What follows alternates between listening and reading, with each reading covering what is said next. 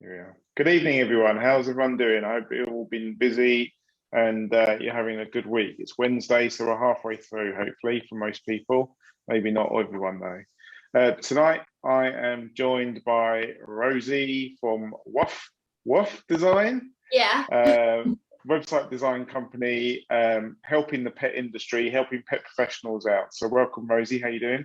I'm good. Thank you very much. Thank you for having me.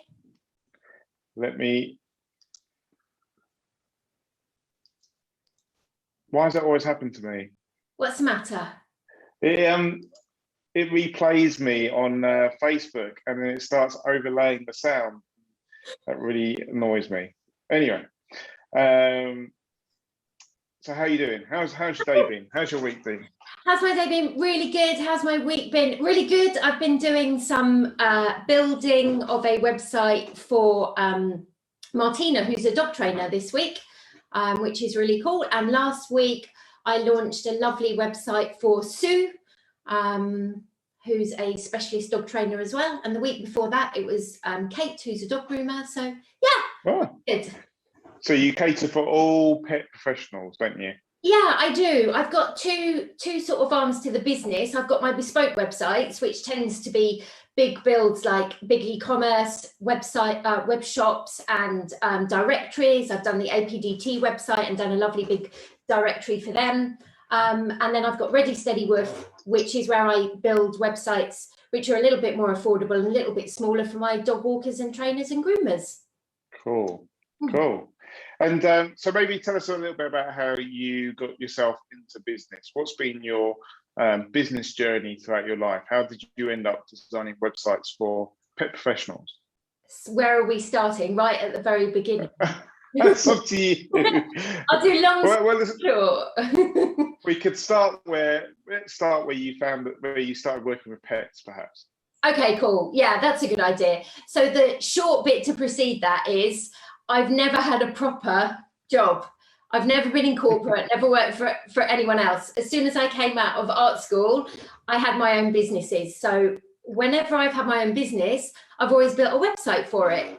And so businesses, and then recession in 2008, and the business that was going really, really super well because of the recession suddenly wasn't. So that all folded and everything because it was a high street shop. So it was just, yeah, it was really sad, but I had to say goodbye to that. And my partner, Kelly, said to me, oh, I'm dog walking. Just while you're closing that, and as a temporary thing, why don't you come and do dog walking with me? So I'm like, yeah, okay, cool, brilliant. And of course, 16 years later, or however long it is now, yeah, that's where it all started. I was a professional dog walker in a really highly competitive area, southwest London. I think it was about 12 years. And Kelly and I had our own company, and we also had another company as well that was training up dog walkers and showing them the ropes and helping them set up their own sort of mini businesses. We had a website for that, which was really, really busy, lots of inquiries coming in. And at any one time, we had like between 5 and 10 dog walkers at any one time. So we were super busy. The other company was really super busy. And I think people saw that. And so where the websites with the pet businesses came about was because obviously I built those websites and we were running those businesses entirely on website inquiries. We didn't particularly do social media or marketing or anything like that. And so people in the local area saw that. So I started getting people coming to me and saying, oh, can you make me a website as well? I'd like to have the inquiries and all that. So I'm like, yeah, absolutely, no problem. So normally in the world of website design, most website designers would only have one company of an industry in one area that they would make websites for so that they didn't have competing websites. But it hasn't kind of worked like that for me. And I was in a website design group the other day and chatting to people about it, and they were all absolutely amazed. And I'm like, yeah, for certain areas, if you go on the front page, my websites are like 1, 2, 3, 4, 5, 6, all the way down, which is kind of cool. And everybody's been really brilliant about it and not worried or anything like that. They're all doing their own thing and they've all got their own inquiries. So it started really organically, that just this sort of, you know, connection with the pet industry, having the experience to know what people want on their websites for a pet business and what not to choose, and the pictures to choose as well. Like my all three walkers, trainers and groomers are very, very specific about the images to put on the websites, and I know what to use and not what to use. I had one client come to me, they'd had a website made by a sort of you know, an all-purpose website designer who just makes for everybody, and they'd use really bad pictures, like dogs with really bad sort of what's it called, you know, the way they're looking, and this baring teeth, and one of them had a choke collar on as well, and it was like, oh my god. We had a similar issue with our website design where because he designs general websites, when we were looking to put like a cat picture in, it's like, that's a short-haired cat. We don't really groom short-haired cats. They sort out themselves. We need a long-haired cat. And he'd be like, oh, okay, give us examples then of what you would perhaps use.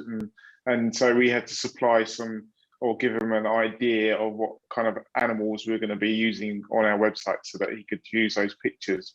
Yeah. Like you said, there's no point in having a short-haired cat. And people are like, well, you don't groom those, do you? Sort of thing. No, and even to the point, it's actually really important because images sell our business, right? So if the images are wrong, you're giving off the wrong impression of your business and what you do. And for a dog trainer, that whole body language thing is super important. For my groomers, you know, they're uber specific about, oh no, that coat doesn't look quite right. I mean, this is if we have to choose stock rather than using, you know, the groomer's own pictures. But you know, it is really important, and I think that's why people are like, oh, brilliant, you know the business. What do I say? I had it that post. I said, been there, done that, and worn the wellies, because I actually, you know, I totally have been for many, many years. And it's not just that, but like all my best friends and colleagues and everybody are either dog walker, trainer, groomer. They're all in the pet business. So, and I'm, you know, I'm still in it right now. So that's how the website journey started and sort of grew organically. And it just grew and grew and grew. And now I do it full time and support Kelly with her the daycare business that we've got. So, yeah.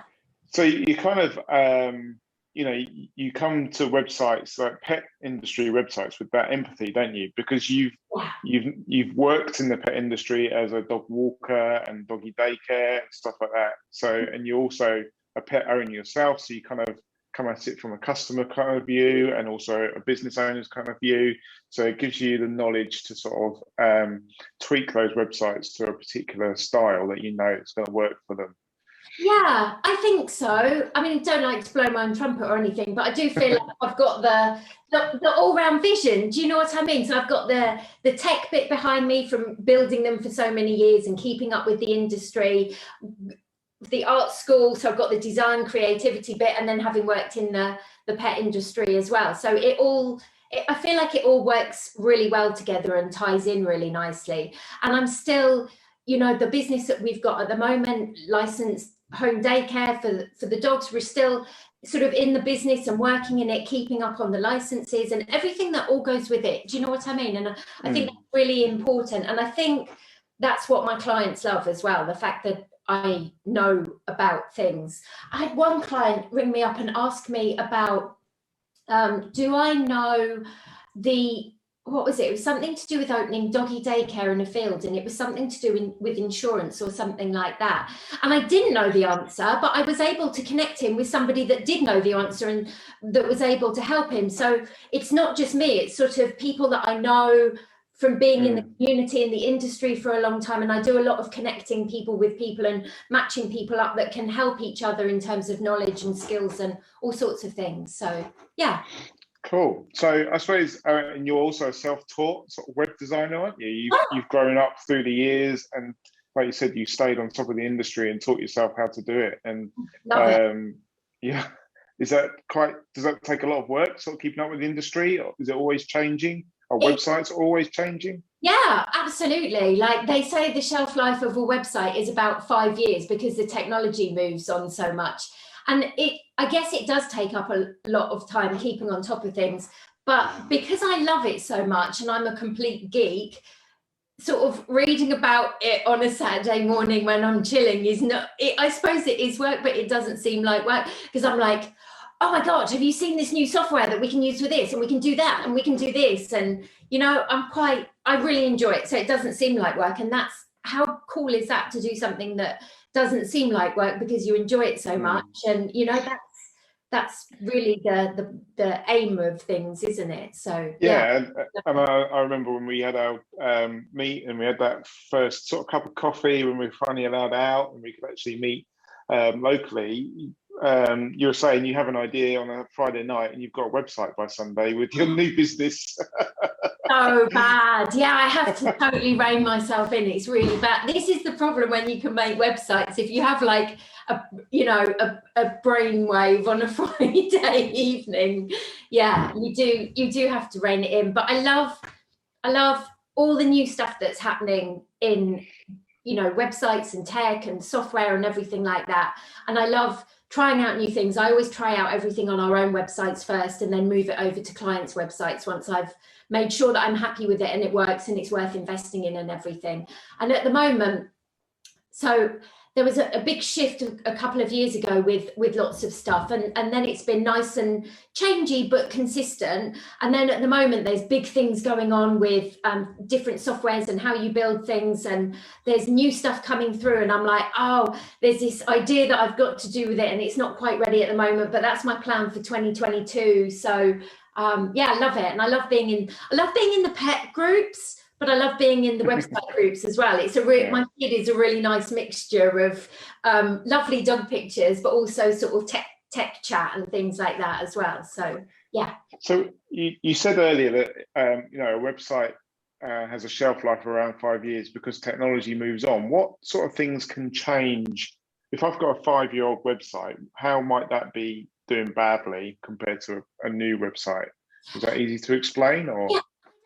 It's a case of it doing badly. I think it's more a case of the technology and the software moves on as well. So there's new calendars and booking systems and review widgets and all sorts of things that move on and move on. I've been testing this filtering and sorting plugin for my e-commerce websites, and it's only just come out, and it's doing things that haven't been able to do before without a load of hand coding and things like that. So I think it's those things that move on. That if you see, people generally, they leave a website static, which is never a good idea anyway. They put it up and they tick it off the list, and then they never do anything. And that's a whole different kettle of fish, not to do with it. But so the other thing about the 5-year thing is the design of it. I think because design styles change. And it's not necessarily it's mobile phones change as well, don't they? Yeah. So if you've got a website that's designed for an old mobile phone, yeah, and people have upgraded all their mobile phones, that's going to make a difference when you view it on a phone, isn't it? It is, and that was the biggest change recently, the fact that we used to build responsive when they change according to device websites quite differently. And so you have got some old websites running on this old way of doing it. And the design as well, I think it's just a case of sometimes with the design, maybe your customer or your client's not going to notice it so much, but it's going to start looking a little bit old and a little bit tired and a little bit outdated as well, you know, because where the software moves on, that kind of changes how we build things as well. So it might look a little bit old, like we used to build everything in containers in a block on the page like this, and now they're not. They're full width to full width. So you've got those lovely big splashy images that go all the way across the page, and they shrink to fit on different devices. Whereas if you've still got one of those blocky websites, it's going to look a bit old and a bit outdated and a bit like, oh, is this company still running? And then when you go on the phone, the block is going to do this and it's not going to work quite as well as the new stuff. So it's kind of a combination of everything. I mean, if your website is working really well and it's 5 years old and you don't mind the look of it, and it's then that's fine. But in a sense of things moving on, then yeah, that's generally about the time. Cool. We may have jumped ahead a little bit. I just wanted to break down some terms when it comes to websites. I see them in the groups, you know, and people saying you know, the domain and hosting. Perhaps we can just break down what these things mean so that people can understand what these terms are. So if we start with like the domain name, that'd be quite good.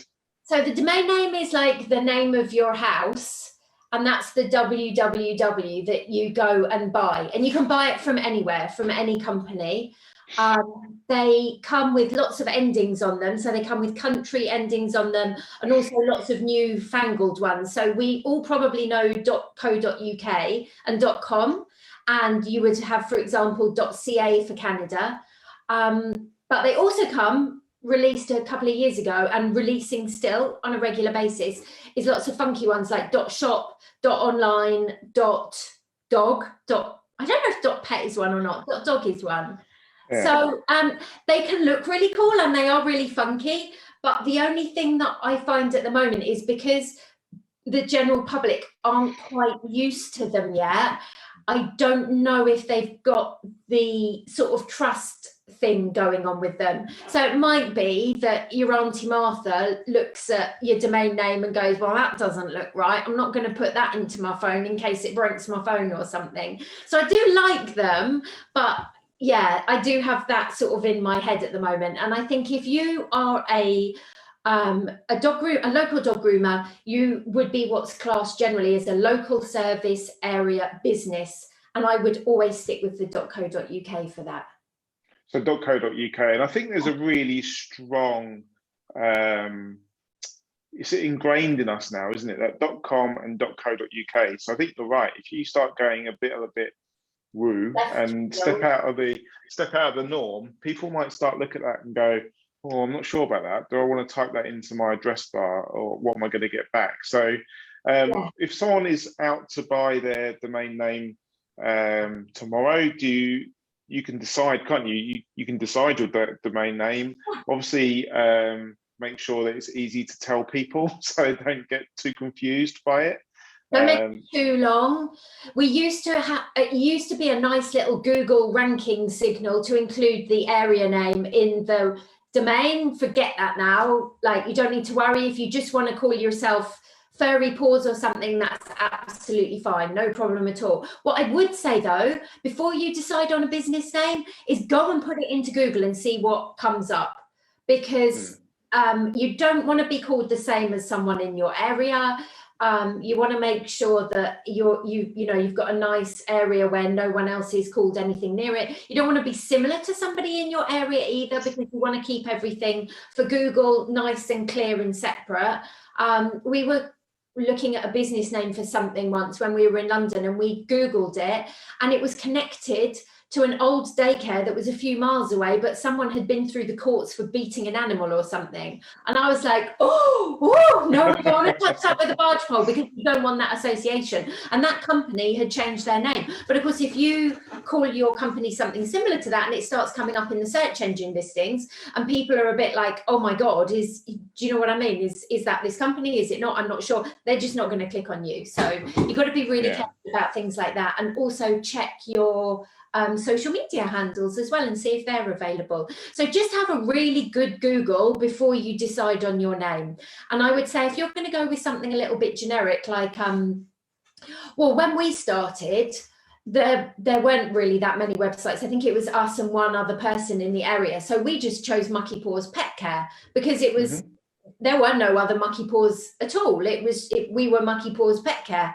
And of course now there's like a bajillion Mucky Paws out there, which is absolutely fine. It's not a problem. But I would have to, if I was going to choose Mucky Paws now, I would be a lot more careful about if there were any Mucky Paws in the area. Whereas at that point, there weren't any. I think we were the first. So yeah. That's a lot of Mucky Paws going. There are tons of Mucky Paws all over the place now. Lots of them. I'm like, oh.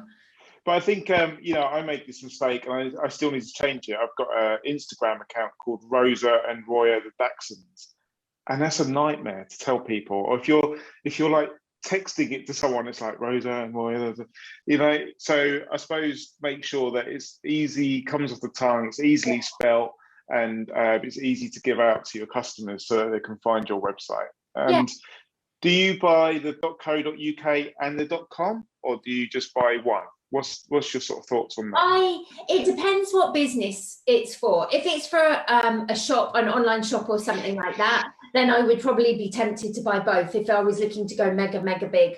If it's just for a dog walker, I'm not sure you need to buy the .com. I think the sensible advice would be, yes, buy it, because then you've got it and you don't have to worry about it or anything. But I'm a bit of a domain buyer, so if I bought the .com for all the domains that I own, it would be like even crazier. So yeah, if you want to be safe, sensible official advice, yeah, buy it. But the other thing, that's the other thing to do. So if you go to buy the .co.uk and it's available, that's brilliant. And then you go, I'll have the .com as well because I'm being sensible. But it's not available, go and put the .com, which is not available, into Google to see what's coming up.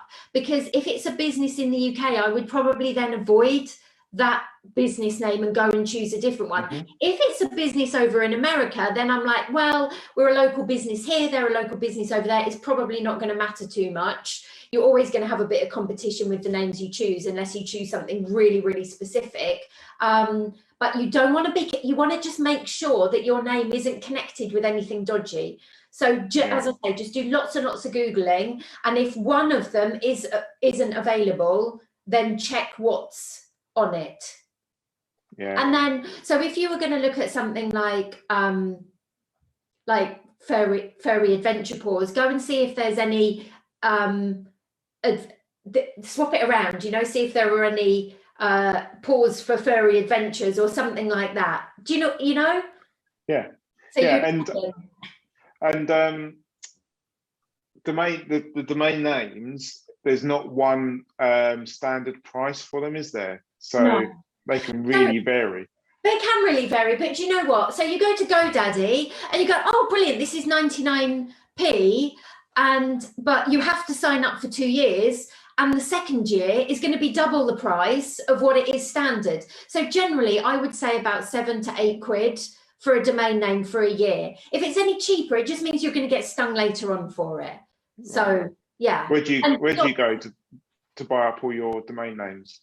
So it depends. If I'm just parking domain names and I don't plan to use them for a while, then I will take advantage of GoDaddy's and just defer it a little bit. But generally, because I know that I'm going to get stung in the second year anyway, I just buy them in my normal account from my hosting provider. Right. And sorry. So when I buy them from my hosting provider, they're only there for a year, right? Rather than 2 with GoDaddy. So I can let them go after a year if I want to. So actually, I'm better off not doing the 99p special deal type thing. Yeah. And also then they're in the same place that my hosting is, so they're all nice and easy to connect up. And have you made any money off buying domain names? Have you sold any at a better price? No, I've never really got into selling them. It's more the Friday night brainwave type thing. Oh yes, we'll go and have all of those. I do have a full set of domains to go, which has got a prefix and then training, walking, grooming, and we've bought them all to see if we want to do something with that. But we've sat on them for a couple of years. We'll see. Mm. Yeah. So that probably takes us nicely onto hosting. I don't particularly understand hosting myself.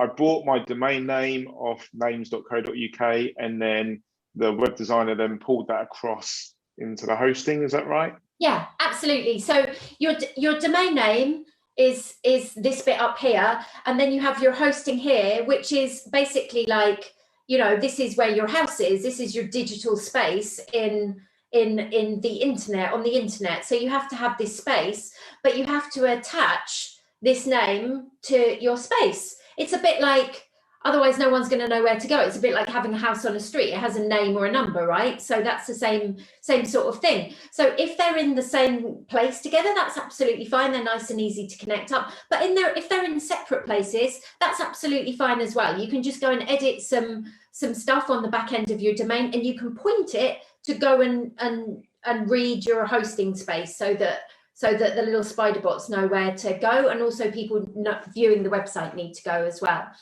What I would say about hosting is there's very cheap hosting and then there's more expensive hosting. And I would say that hosting is worth spending a bit of money on. Cheap is not, it's a little bit different to domains. If you're buying hosting, I would go with something that is a little bit more expensive. And I'm not keen on these big shared hosting things like GoDaddy, because you've got what's called a server with everybody's little digital homes on them, and they squeeze loads and loads on, and so they tend to run a little bit, not always, you can optimize them, but generally they tend to run a little bit slower. And the speed of a website and the loading time of a website, so speed has been a ranking factor for Google for a while.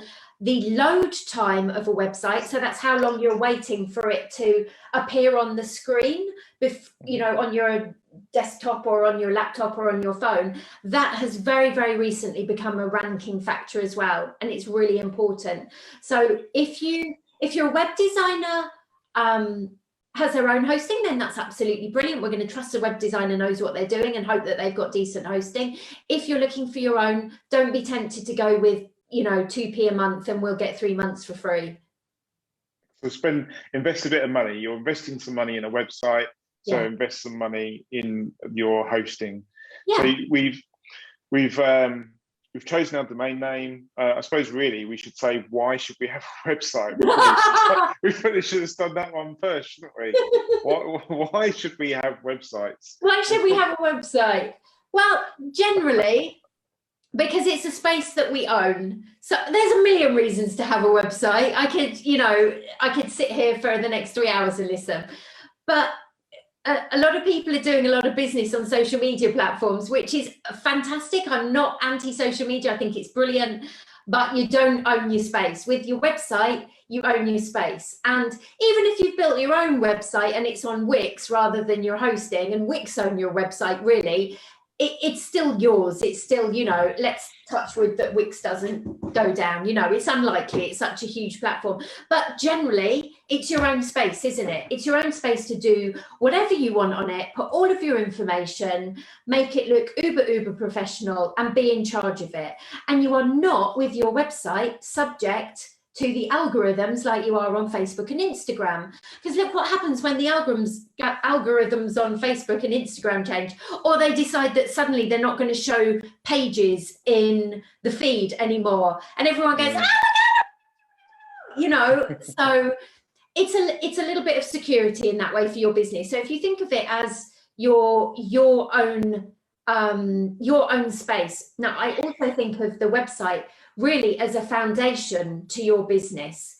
It's your own space to show how professional you are, to tell everybody what you do, how you do it, why you'd want to book with you, and all of those things. And then from your website, that's where you can grow everything else. So if we have the website in the middle, or if we think of that in the middle, all the way around, then we can do our social media, our content marketing, our digital marketing, PR, YouTube channels, and everything like that. So these are all our sort of extras that we do, but they all should come back to the website, which is ours and our home right in the middle.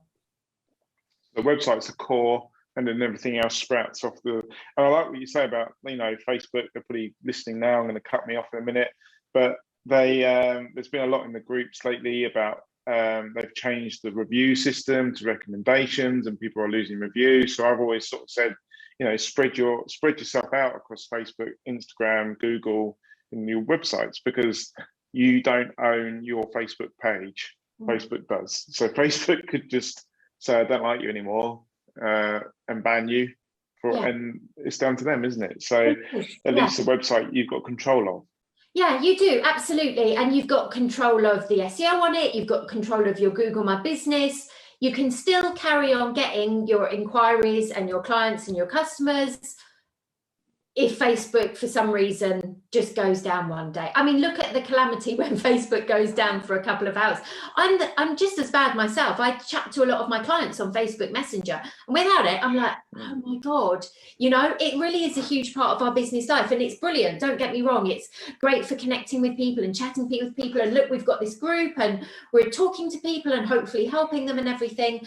But I do think the other thing about having a website is it shows to a potential client that you've invested in your business, you're serious about your business, you know, you're putting your best foot forward with regards to your business. You're serious about it, you know. You're invested in your business, and therefore you're invested in them and them as a client, and you want their business, you know. And I think it starts setting you apart from the people that maybe haven't got one, or who have just started out. And do you know what I mean?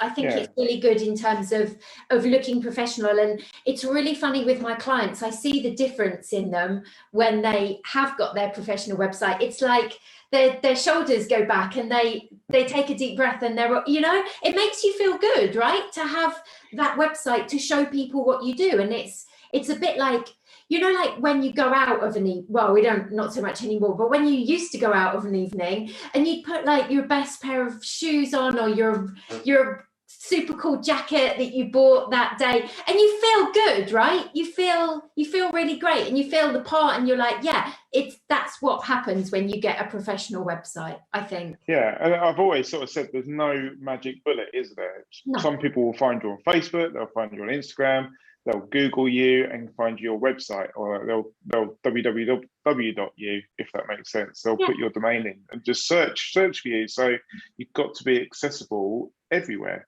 Yeah. And people have got to see you everywhere. I suppose the good thing about social media is it's easier to update, as far as I'm aware, than it is to update a website. Is that fair to say, or can you update websites easily? I think it depends who you are and what you've got going on. I can update websites easily, and my clients get their websites updated super quickly, because they're part of my WUF club, and that's what I do for them. If they send something over, it's updated within 24 hours, you know. That's the deal, because I feel like a website shouldn't just be static. It should be updated and maintained and looked after and changed, and your puppy class is on there, and this special offer and a seasonal this, and we've got grass seeds, a bit of information about grass seeds at the moment. You know, you want to make it the hub for all your information. You know, but you know, people who are using Wix as well, they can update their websites. That's absolutely fine.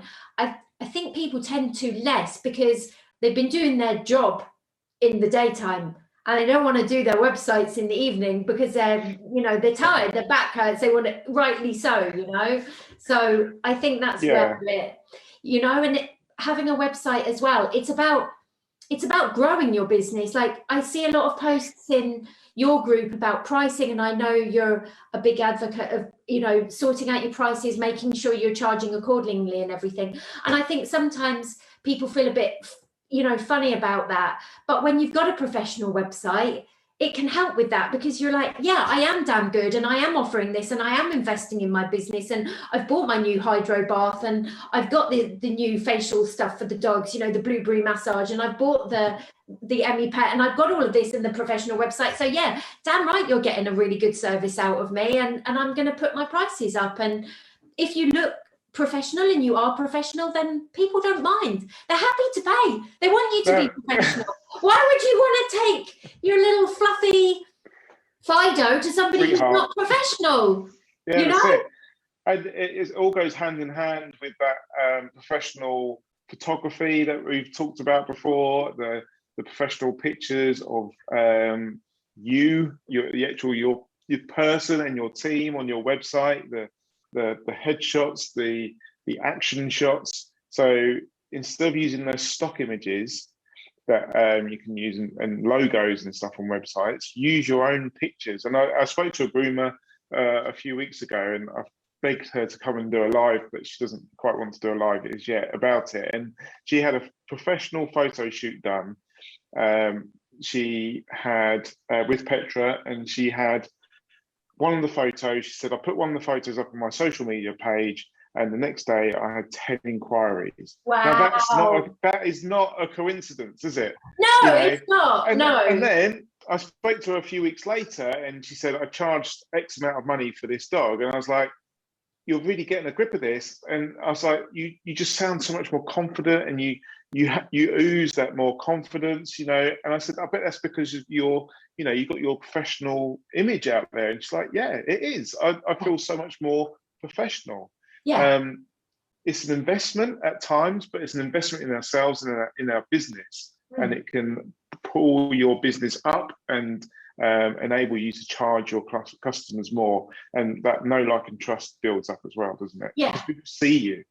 Yeah, and you know what? It's the same thing. I've just thought about this. It's exactly that. It's about investing in your business, and you invest in yourself at the same time as well, don't you?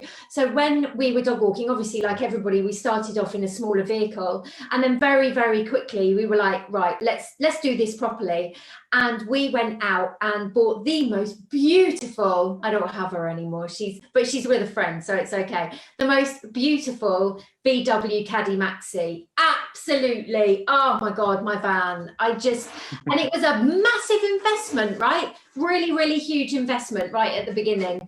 But wow, what a difference it made. It was just brilliant. It made me feel better. The dogs were all safe and everything. And the point is, when I'm pulling up to people's houses and collecting their dogs and putting the dogs in the van and showing them the beautiful inside and what we've done and everything like this, the number of people that were like, oh, that's a lovely van, Rosie. And I'm like, oh, thank you so much. I'm really proud of it. It makes a difference. And all of these things, the photos, the van, the website, it's all about that impression to the client. And it's not a fake impression. It's a true, real, I'm honest, I'm investing in this. And it's because I believe in myself and believe in my service. I think the right clients as well, like, you don't want the ones that are shopping around on price. They're not your right clients. You want the ones that are happy to invest in you because you're investing in yourself. And if you put your prices up, they're fine. They want to pay decent money for a decent service. That's what they want to pay. They're not shopping around for the cheapest, you know. It's not about that. These are people's babies, they're their pets, they're their dogs, you know. It's we don't want to go cheap. So no, and it's like you said, it's clients that we want, not customers. So we've got our domain name, we've chosen our name, we've chosen our hosting, our web hosting, or who's going to build our website. So we want to use real images rather than stock images. So we're going to get our professional photographer to come and take some images of us and of us grooming and doing the job, so that when our customer walks through the door, they've already seen my face and they can say, oh, that's Bill from A to Z or Pet Passion, whatever. And it breaks down that barrier. How about the words? How about the words on your website? What do you do about the wording? It can be quite tough, can't it, to do? Well, yeah, wording's a bit tricky because so we've got pet website copywriters now as well, which is really, really brilliant. A lot of my clients tend to write their own copy, which is absolutely fine. I think you know your business and you know the questions that people are asking you. I think people do suffer from blank page syndrome. So it's difficult to do. But I always think with copy, if you sit down and think about those same questions that you answer time and time again on the phone, then really that should be, you know, the starting point for your content. And then the other thing to remember is that you're going to want to make your content and your copy SEO friendly. And I will talk about SEO in a minute, I'm sure. But that's where I come in if I'm making a website for you, because I'm not a copywriter. I have it in my contract. I am not a copywriter. I'm definitely not. You've got to write your own copy, but I will tweak your titles and your subtitles and put them in different places and attach different things to them in the code on the back end to make sure that everything's optimized for Google, because that's really, really super important as well. Do you find, I've done a YouTube or a live with a copywriter called Kirsty, so people can watch that if they want to, but do you find this is where people start getting stuck? Because to then say, right, I've got the contract, I'm going to do your website, you provide me with the words. Do you find that there's like a pause of a few weeks or maybe months where they're sort of struggling to write the words down? And yeah, I do. It's difficult. It's like it's all or nothing. Someone will either write their copy straight away and have it to me within like a couple of days or 5 days or 7 days or something, and that's absolutely brilliant. A lot of my Ready Steady WUFs, I'm remaking DIY websites that people have done, because they're like, oh, you know, I've done this on Wix, I couldn't get it looking how I wanted to, and I can't do this at night now anymore, I want my weekends back, can I just hand the whole thing over to you? So quite often I'll be taking copy from there, but as I say, tweaking the titles and things like that. And then, yeah, obviously we've got the people as well who sort of, you know, blank page syndrome and everything. I've got a really whizzy little system with the Ready Steady WUFs though, whereby I build the website first, and I've got this really cool thing where you can go and add a bubble to a page on the actual page where I've built the website. And so it'll say, I'll put the text in and it'll say, Bill, please add your title here. And you just go and click and add a bubble and put your title in. So that's really, really helped with that, that sort of blockage. Yeah, because people, I appreciate how difficult it is, you know, sitting and looking at that blank page. And it's difficult because from my point of view, whatever content you want to give to me, I'll make it look amazing on the page. That's my job. You don't need to worry. But equally, some people like a framework. So if you're one of those people, then I'll be like, okay, Bill, I'm going to go and build it first. And then you're going to tell me what you want in bubbles. So then I'll say for the next bit, Bill, please add in the introducing paragraph. And then Bill, please add 5 things about you that are absolutely amazing. And so that's been working really, really well for people as well. Yeah. I handed both my websites over and got Kirsty, a copywriter, to do them. And it's just like, this just going to take so much time. And I remember actually getting back the copy for my website, and I was reading it and going, oh, I'd really like to work with them. And that's like, that's the sign of a good copy, isn't it, for a website? You're like, I want to work with this business. It's like, oh, that's me. Yeah. You know. So again, if you struggle, right? Yeah, it's an investment again in yourself and in your business. Not only an investment with money, but it's also an investment in time. There's so much time that can be saved just by all these things that you get done. They can all be repurposed everywhere as well. It's like if you're going to get a copywriter on board, they're gonna, well, ideally they should be doing their keyword research. So then those keywords you can go and use as your hashtags on social media. You can use the titles that they create for posts and things like that. So it's, although you think it's one thing, it can actually end up being a lot of things as well. And it is nice to just sort of hand it all over, I think, to somebody. But it's, you know. Yeah, obviously people do have budgets, but if you can invest in something, it's saving you time. That's probably, you know, a big thing. You know, if you can invest in getting someone else to make your website, you're saving time. If you can get someone to write your website, you're saving time. And you could be doing better things with that time than slaving over a computer when you can allow someone like yourself to do it. Yeah, and don't forget, when we talk about investment, yeah, it's an investment up front in all of these things.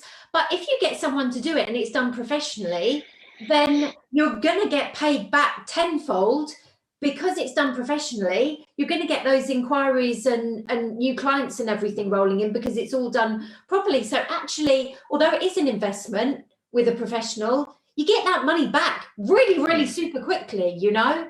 So yeah.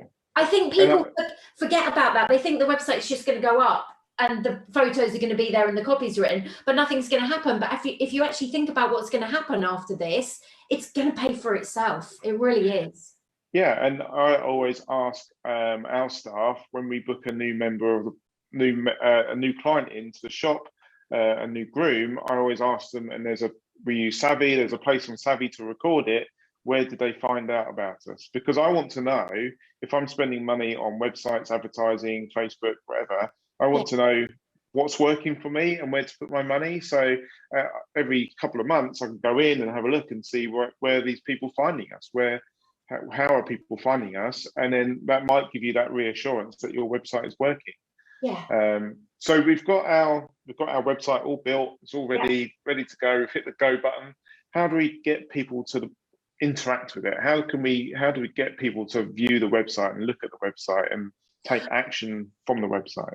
So what's the term SEO mean for people? So SEO is search engine optimization, which it's a huge topic and it can seem really scary. So you very kindly let me post in the group with my mini series that I did recently, because I just wanted to try and bring it really back to basics for people and simplify it as much as possible, because SEO isn't just one thing that you do. I mean, the blog post mini series is 6 posts. of each step and what you're doing and the theory behind it and how to do it and everything. So it is a huge topic, and it is really important to me.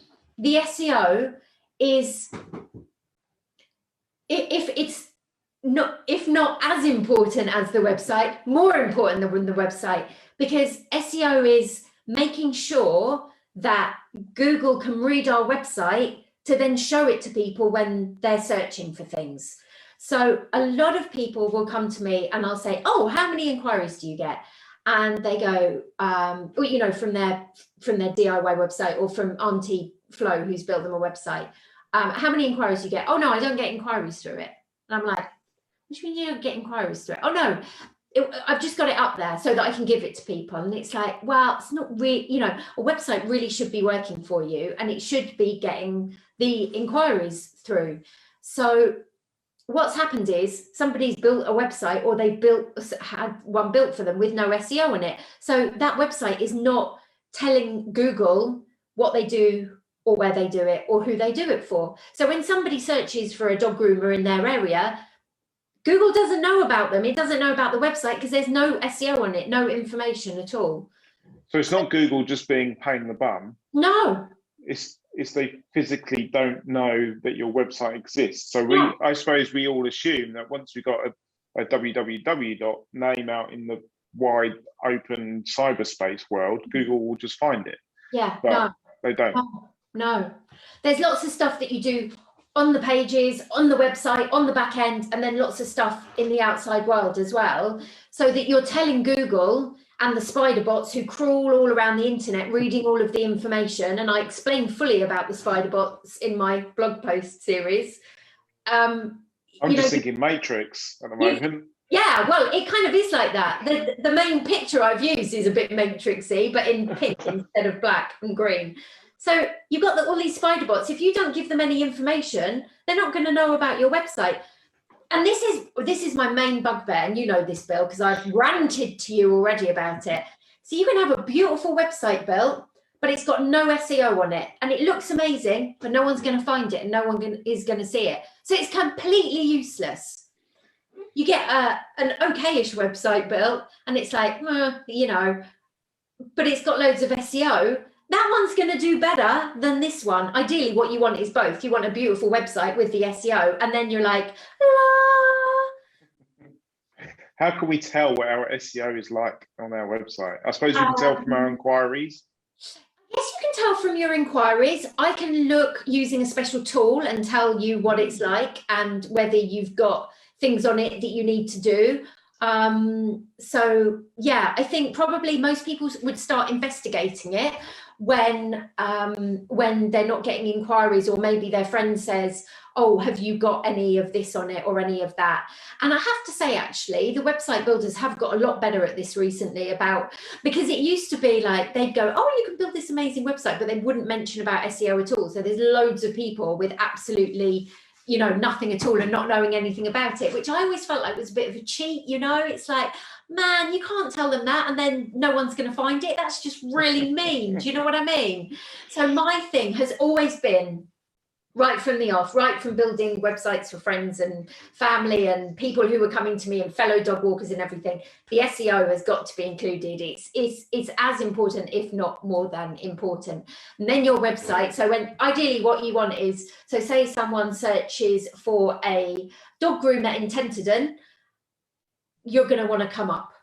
You're going to want to rank. And if you haven't got any SEO, you're not going to come up in those Google listings. And that's what you need, because people barely go beyond the second page, if the first, Yeah, and when we say SEO, I know it's a huge topic, but things like going into your website and where you've got a photograph of yourself, instead of it being picture 1 or JPEG 1, renaming that photograph Emma at A to Z Animal Care. Yes. Is that something like that? Something like that?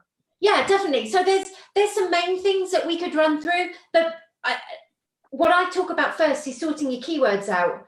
So what you need to do is get a nice list, and I don't mean to bang on about it, but it's explained in the blog post, because again, this is really confusing. People get confused by keywords right from the off, but really keywords are the foundation of everything. Once you've got them sorted, then you can go and start doing what you've just been talking about, which is your alt tags. And I don't want to list a load of technical stuff here, because it's not fair on people, you know. It's just too much, like, oh my god. So but once you've sorted out your keyword list, and keyword lists for local service area businesses like groomers, walkers, trainers, it's quite easy. It's not difficult. Don't be panicky about it. Sort your list out, have a nice list of them. And that's when you then go and take those words and you use them in things like your alt tags for your images, and your meta titles and meta descriptions, and your H1 headers on your pages, which are also very important. And you start building. The other thing about SEO is it shouldn't be a, right, I'm going to do my SEO this weekend and then I can tear off the list and never do it again. No. It should be a process. It should be a little bit of strategy in there. I'm going to do this, I'm going to do that, and I'm going to tie everything together. But it should be a slow, ongoing process. And I do power hours with people for SEO to really specifically take them through SEO for their website and explain it all to them. And we run through the keywords quickly and everything. And I always say to them, because obviously they come out with a long list of stuff and they're like, oh my God. And I'm like, do not, in fact, I don't even want you to touch it this week. Give yourself a break for a week. Let it all sink in. Take time to do everything. Because if you do it wrong, then you might as well not be doing it at all. So take your time over everything, take a deep breath, do a couple of hours here and there. And that's much better for Google as well. That's going to get you a lot more love from Google than just doing a whole load of wham and then nothing, you know? So and Google likes to have your website updated regularly, doesn't it? It likes to talk to your website and get updates. And yeah, absolutely. Bit of fresh content here and there. It's not so as important as it used to be, but it is still important. Fresh content we can get on by blog posts, or by you know, if you've got a new service or a new member of staff or anything like that, to pop on there. Or as I say, if you've got a seasonal thing about grass seeds, or, you know, special combing for curly coats because it's winter or something like that, then that's, with content, you want Google to be able to read you. You want to be useful to Google, but you also really need to be useful to the people that are reading your website as well. Yeah, let's not forget about them, you know. your customers. And yeah, how about think about them, things like cross-posting? So if you post into Facebook and then you put your web address into Facebook, does that help to find things? Or yeah, it's all like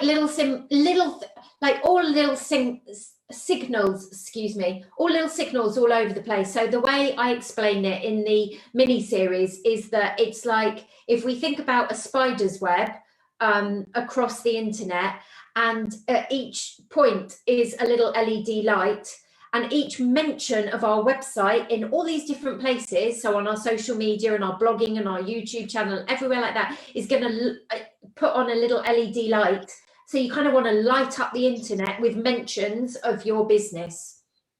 So you want to be everywhere, mentioning your business. Yeah, absolutely. And then, so when you start going on to, so you've done all the sort of basic stuff on your website and everything, then you can go and start getting into stuff like guest blogging and blogging for another person, who then puts a backlink, which is a mention of your website on the blog post on their website. So then Google's like, oh, that's a vote of confidence from that website over there. I'm going to rank them a little bit higher. And then you're going to start getting more clicks on that, and you're going to start getting traffic, which again, Google's going to be like, oh, well, people are really enjoying this website because they're staying on it and reading lots of articles. So again, I'm going to push it up in the rankings a little bit. So that's why SEO is so huge. It's technical stuff that you can do, and it's wider stuff as well. And it's getting it all right together. Sorry, Bill, go on. I call it feeding the Google gods. Yeah, you know? exactly. And so we've got a tool that we can use. It's free. It's called Google My Business. So that's one way of notifying Google that you exist. Absolutely. You like Google My Business? I love Google My Business. We are having so much fun with Google My Business. So the main thing about Google My Business is that most people either don't use it or don't even know it exists. So you can get massive wins at the moment. And they've just had an advertising campaign with, what's the boxer called? Anthony Joshua. He's advertising Google My Business on TV. That's how much Google are invested in this. Now, at the moment, it's free. I have no doubt that at some point they're going to make us pay for it because, you know, it's just the way of the world. You can't have everything for nothing, can you? So at some point, it'll become payable. I would think. That's my guess. If it's payable for, I will be paying for it 100%. It's like, why? Oh my God. It's like a main line into Google. So at the moment it's free. It's really, really important to do. And I cannot stress how much it helps and gets your inquiries flooding in and your visibility on Google. Google My Business is responsible for the map pack. You know, when you Google for something and you get 3 listings with the map, that's Google My Business. So yeah. We've just set up our new Google My Business management service for people because we realize that people just aren't making enough of this. And it's something that actually, if you're going to do it properly. And so we'll do it properly for people. And yeah, that's going really well as well. Yeah, and I've always sort of said, you know, if you're going to post a photo into Facebook, post it into Instagram, post it into Google My Business. Just again, it's feeding the Google gods. They like to see a bit of activity on your account. And, you know, people have been posting in my group, like screenshots of their photos going like 4,000 views, 1,000 views. They go crazy. But there's so many people that don't know about Google My Business. And it's so simple to set up. There is, and when you start getting into it and doing what we're doing, there's different ways of posting photos and doing different things with them and SEO bits and pieces as well. So at least start off with posting a photo, but then if you want a bit of advanced Google My Business, it's mind-blowing. It's so much fun as well. Like, wow, it really makes, it's not even just about putting a photo on, it's about how you do it, where you do it, what you do it with, what you're attaching to it. It's brilliant. Absolutely love it. So yeah. And we've got some questions coming up if you've got a bit of time. Cool. But I was going to say, Google Ads or SEO, what's going to win? So I don't use Google Ads for my clients because I don't need to, because I've done really, fantastic SEO for them. So none of my clients pay. Oh, actually, no, I tell a lie. So we use Google Ads for one particular client that's in a hugely competitive area because he's starting out a new service at the moment. So we're just bumping that up. But apart from that, none of my clients use Google Ads at all. They don't pay for them. They pay for me to make the website, look after the website, maintain it, and do everything that needs doing. So for me, because the other thing about Google Ads, what happens when you stop paying? You stop advertising. You stop advertising, you stop getting the inquiries. Spend the money on your SEO or do your SEO, because then it's organic and it's decent and it's natural and you're not going to turn the tap off, are you? No, it's constant, I suppose. Yeah, so, absolutely. And you're not, if you don't do SEO and you're paying for Google adverts and then you think, oh, I'm not going to pay for them at the moment, you turn it off, it's all gone, isn't it? Yeah. SEO. Smash the SEO. That's the next new saying for the group. Smash the VAT, smash the SEO. So my Facebook group is called Crush the Competition with SEO. Oh, is it? Excellent. So, right. So Lauren has been waiting very patiently. She keeps putting questions in. Okay, fire away. It is all about SEO. Okay. I want to see your face when I say I have a Wix run website. Okay, that's cool. Is that okay? Yeah, and I have a Wix run website, and despite trying to get my head around SEO and boosting my website up to be noticed, is that something that you can help with, or does it need a complete rebuild? Lauren is basically struggling with getting her website noticed on Google, and there's a question later on. She's filled in all the SEO tools on Wix, but still on page 5. If you search dog groomers in my town, maybe is she using the wrong keywords? How can we help Lauren? Okay, so what I would say is that this is why I like building websites on WordPress. There just is a lot more functionality that you can do for your SEO stuff. There's a lot more stuff that you can change. on Wix, some of the stuff that I would want to edit and move around, I can do on WordPress, but on Wix, it's fixed and you can't do anything about it. So we always work within the limitations of our software. And if Lauren's built herself a really nice Wix website, then that's absolutely brilliant. What I would say is I have helped people with Wix websites before. What I normally do is have a quick look over it, and then I would do, as a power hour with them where I run over everything. And I'll always be honest with someone. If I look at it beforehand and I think, oh God, no, this just needs completely redoing, then I'll tell you. But I'm not into getting people to spend money on things that A, they haven't got the budget for and they don't want to do. I'd much prefer to try and help you in a way that suits you. So who was the last person? Oh yeah, a doggy daycare in up in Crystal Palace I helped a few months ago, and she has a Wix website that she's built herself, and we went over the technical SEO, we went over the design of it and the user experience, because user experience is actually really important on a website, like how the customer or the potential client is journeying through the website, because you don't want them to just land and then go away again. So I did an hour with her and we did all of that. And yeah, and at some point she might come back to me for a full refresh, but at the moment that's keeping her ticking over and going along quite nicely. So, but it's difficult. It's difficult for people to look at their website and know whether they've got good SEO or not. So I think that's where I come in terms of helping you have a proper look and identifying what needs doing. So it's get in touch with you and have an honest review of the website and see what you think. Yeah, let me just have a quick look. Yeah. It might not be a rebuild, but you'll be honest and sort of get her hopefully some good results. So yeah, absolutely. I'm happy to look at anybody's website and have a quick look at it. It won't take me long to go, oh, we need to do this, or oh, actually this could work and this could work, And I can always have a chat with people, and it might be that they decide to, in the end go, oh, do you know, a lot of the time I'll run over with people what needs doing, and then they go, do you know what, I don't want to do this. And I'm like, that's cool, I can do it for you. But the decision is yours. Yeah. Lauren, we'll put you in touch with Lauren afterwards. Yeah. Georgina is in training, and she's just asking, is it worth putting a coming soon website together and putting it out on? Yeah. Okay, yeah, definitely. Yeah, because websites take a while to get ranking in Google. Officially, it's about 3 months. I can usually do it a little bit quicker than that. I have been known to do it in like 3 or 4 weeks, but that was a slightly smaller area. So I don't know if she's in a super competitive area or not. But yeah, definitely I would do, because you start getting Google to read that information that you've got on there. So you could do all your sort of technical SEO and get it going, get your Google My Business. You can even, in Google My Business now, there's a bit where you can put opening soon and the date that you're going to be opening and everything. And you can start prepping people on social media, start building up that audience.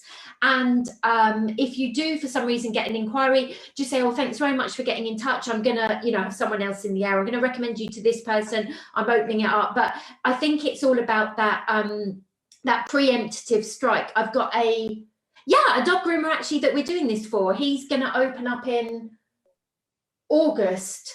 So we're going to start building and get it ranking. And yeah, absolutely. I think, because then you've got something in place and ready to go, haven't you? You've just reminded me I need to talk to him. I've got an inquiry I need to respond to. Yes. And but also, why not start telling your story on your website and start showing showing yourself that you're in training, and they can start following your story, and they can start looking at what you're doing and stuff, and start building that interaction with you. Yeah, get your social handles up and get them going, and introducing yourself and pictures of yourself, everything that we've been talking about.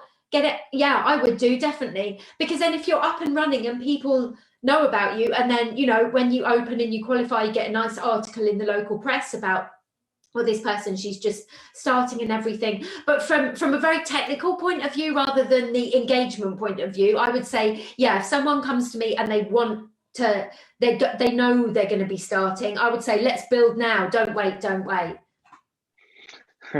So I just got a Savvy Pet Spa Extra. So Savvy Pet, do you know about Savvy Pet? The booking software. Yeah, they've got they sort out a website for you as well. And she sort of said, I still haven't done it. Got no idea what I'm doing. Get it done. It's so important, isn't it, to get a website out there. It's With a bit like SEO on it. Make sure. Yeah. It's like having yellow. It's like not being in the yellow pages 50 years ago, isn't it? Yeah, totally. Yeah, absolutely. Yeah, that's a brilliant analogy. I love that. Amazing. Yeah, it really is. Yeah. But get out there so that people can find you.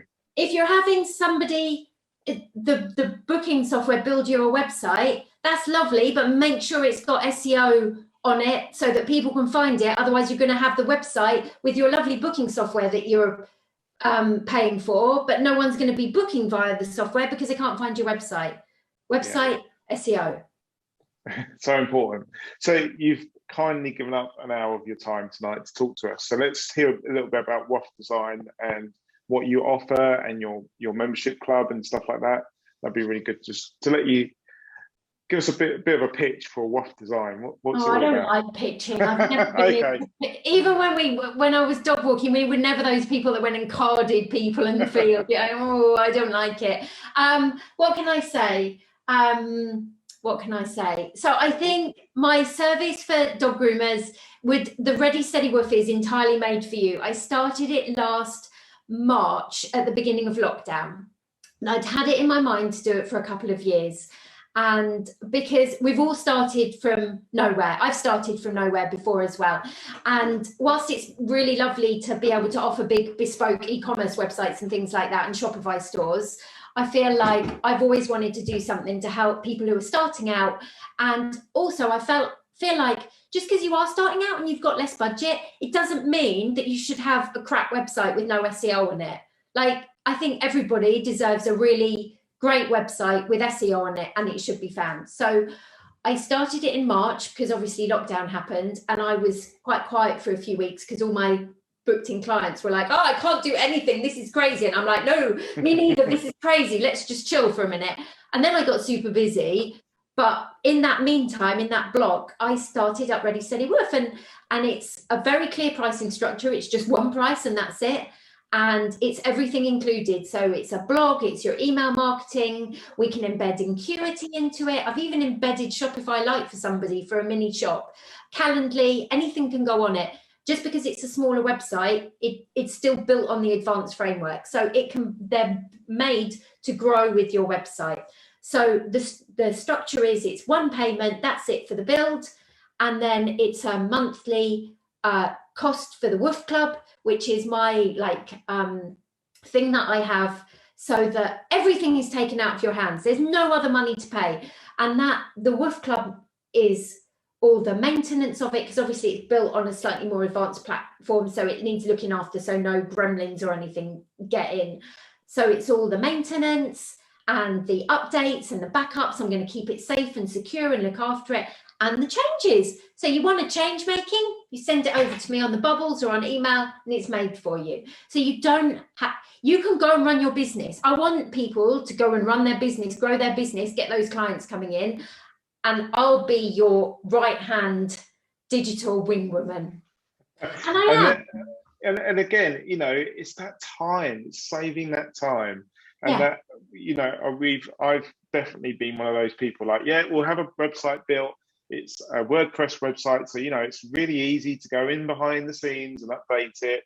We might, you might increase our prices, but the bloody price list is on the website, so I need to go in and update it. Does it get done? No, it doesn't get done. No. So your price increase doesn't actually go through because everyone's still going, well, your website still says this.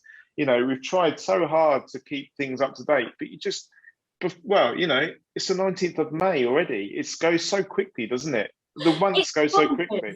Yeah. You can't, having that opportunity where you can get someone to do it for you is so important when you're trying to run a business, because you want to be making your money and you want to be doing the core activities, and you want someone else to look after all those business things, all those important business activities. Get someone else to look after it for you.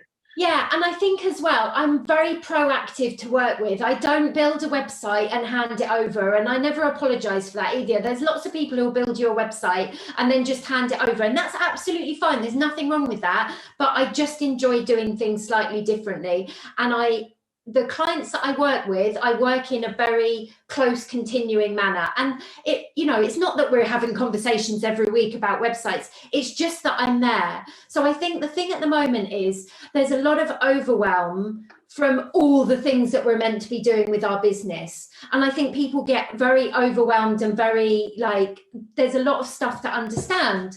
So a lot of the time with my clients, it's like a phone call I had with Sam today. Right, Sam, she sent me this email. I'm thinking about this. I just got on the phone to her and I'm like, right, let's talk this over. Let's work out what you're going to do. So it's a very proactive thing that I do, and I'm on hand. If you don't understand something, or if you say, for example, this happens a lot of the time as well, you'll learn about something in a group that other people are recommending. At the moment, it seems to be email marketing that everybody's learning about to do, but it's confusing to understand. They don't know what software to do. They don't know how it works. They don't know how it connects with your website.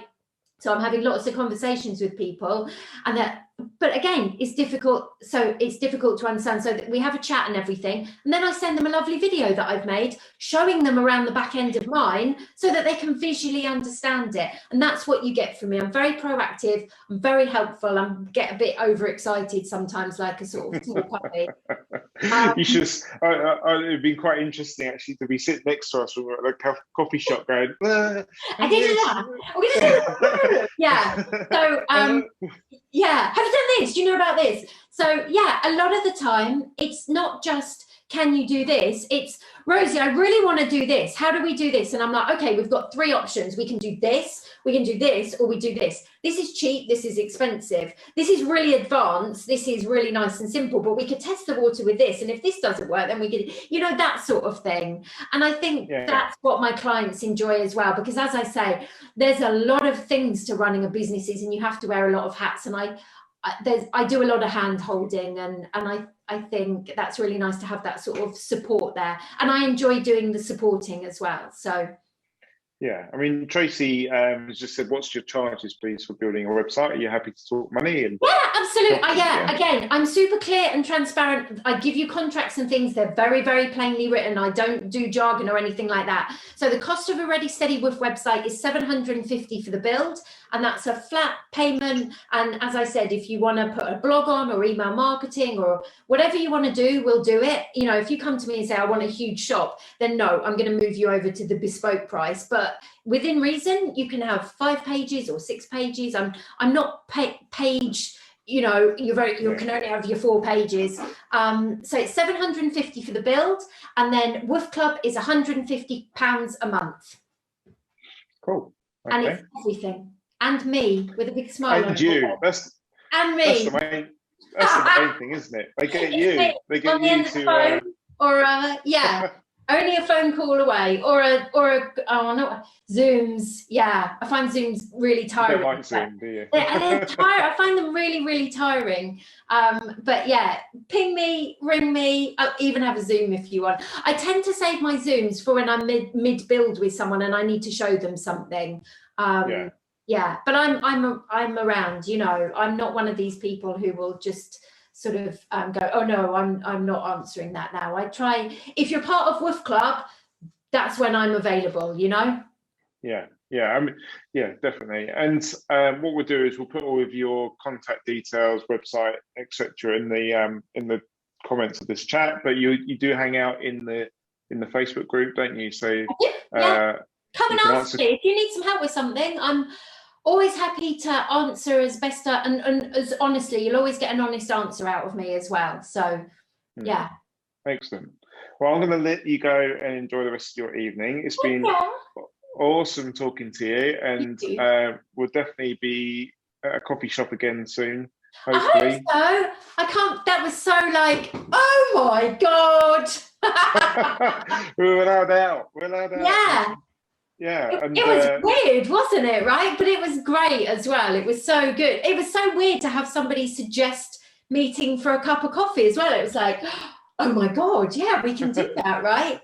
Yeah, it was about 2.5, 3 hours, I think, as well. Yeah, So I think it was so. awesome catch up. So it was really good. Thanks. I'm getting lots of thank yous coming in, saying, yeah, thank you, fabulous Rosie, thank you. Sort of thanks You for your are time and very explaining welcome. things. And yeah, Don't I be think a it's stranger, anyone. Come and ping me, come and ask me things. I'm an open book. yeah, awesome. Okay, well, thank you very much, and hopefully we'll see you in the group. Absolutely. Thank you, everyone. Take care.